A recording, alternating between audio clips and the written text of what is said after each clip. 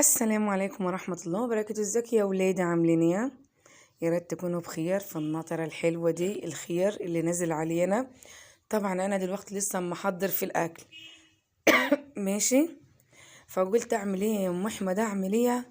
قلت يلا يا ام احمد انا عندي شوية عجينة في التلاجة، جيت مطلعيهم وعامليهم باقيين من اول عشية. جيت جايبالكم طماطمتين على بصلة على شوية خضرة برضه اما اخليهم في البيت، جيت مقطعيهم وحطيت عليهم ليمونة وشوية زيت وحتة ملح وقلبتهم ها زي انتم ما شايفين كده. وجيت يا حط عليهم الطعميات وحطيت لكم بتاع ده سبت عيش قديم. الله اكبر، البرد ده خلاني كلت ما حسيت. يلا اعمل الاكلة دي.